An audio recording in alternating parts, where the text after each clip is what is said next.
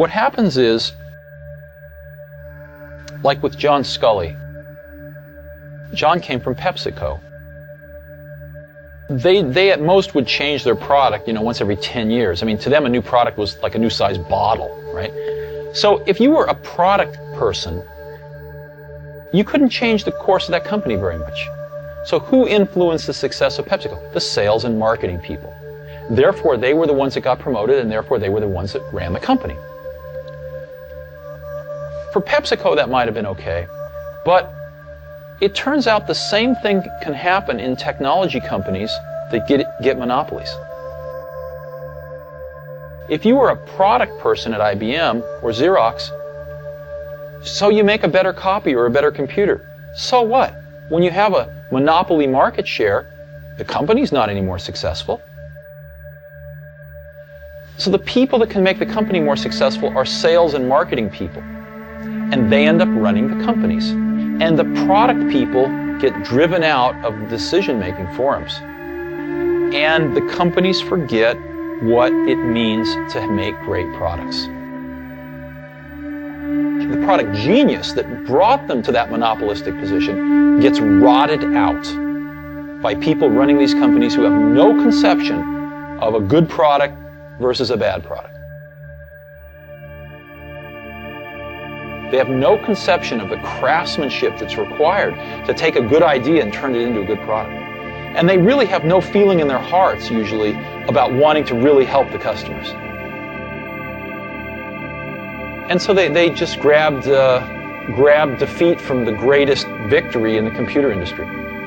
Xerox could have owned the entire computer industry today. Could have been, a company 10 times its size. Could have been IBM. Could have been the IBM of the 90s. Could have been the Microsoft of the 90s.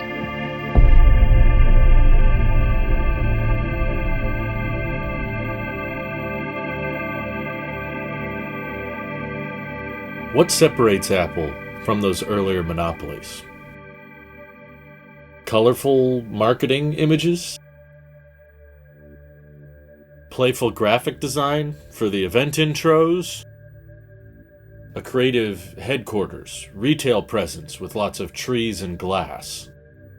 All of the differences we find between the monopolies of the computer revolution and Apple today mostly stem down to how they're marketed. They all come down to how great Apple is at animating their next-gen product. That's why so many people struggle to find functionality and utility within the latest hype train at Apple, their intelligence features. No, the primary reason so many of us wanted Apple Intelligence on our devices was for the animation. It was not for the features themselves. It was so that we could see the screen dance with its pixels and dazzling colors. These are not the idea of the software engineers.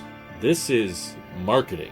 This is salespeople that know how to sell us sugared water year after year after year. While Apple isn't necessarily in the beverage game, they're definitely in the same predicament we've seen previous monopolies fall into. How do we make these products interesting? How do we convince people to go out and keep buying them when there's next to no difference anymore with the product? While Pepsi was dependent on the sweetness of sugar and fructose corn syrup, Apple is dependent on colorful, bedazzling marketing. That's why you'll see the media and content creators lean in to unboxing every new iPhone color they can possibly get. Apple knows in the end that the vast majority of people are buying the same basic colors, black, white, space gray. But the reason they keep offering those different color options year after year is not because they necessarily sell all that well. Most people cover them up with a case. But it all comes down to the marketing. It all comes down to convincing people that the next generation is the greatest one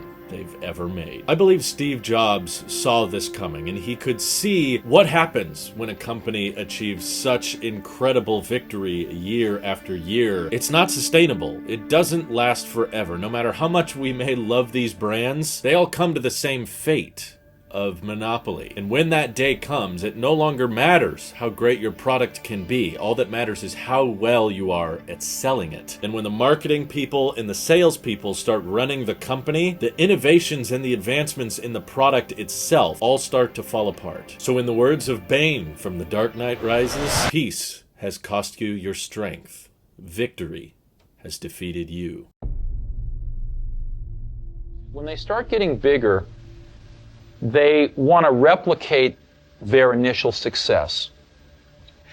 And a lot of them think, well, somehow there's some magic in the process of how that success was created. So they start to try to institutionalize process across the company. And before very long, people get very confused that the process is the content. And that's ultimately the downfall of IBM. IBM has the best process people in the world. They just forgot about the content. And that's what happened a little bit at Apple, too. As we're now seeing this inevitable stagnation of the tech community plateauing, it only leads me to believe that innovation hasn't stopped. It's really just moved elsewhere. In the end, I'm ultimately just grateful that I did not brand this channel purely around Apple. Thankfully, we called it Tailosive Tech in the end, which means now might be the time to start pivoting. And I think there's a lot of fascinating developments going on out there in the tech industry, but I encourage viewers as we move into the next phase of this channel to keep an open mind and try to remember what technology really makes a difference and really makes an impact in our day-to-day lives and what things we can look forward to in the future. I'm not going to stop talking about Apple. You don't have to all freak out, but the frequency of uploads about Apple might not be as much as it used to, and I only think this is a natural progression if I'm going to keep this channel focused on honesty and integrity, rather than hype up every announcement as if it's the next big thing whenever Apple does something. I'd rather move towards what I think is the next Apple, in a sense, and what technology will look like in our worlds and which technology is on the horizon. And in the not too distant future, I want to highlight why you should care about any of this stuff in the first place, or at least why I am fascinated in the tech field as a whole and why I'm not stopping, why this channel is not dying, and that change in the end is really the only constant. And because us human beings are so easily complacent creatures, that should give us peace, knowing that we don't know what the future has in store. Thank you to everybody supporting this channel directly. Seriously, helps us out a ton, as does just watching these videos, and I've got a lot more to share soon. Take care.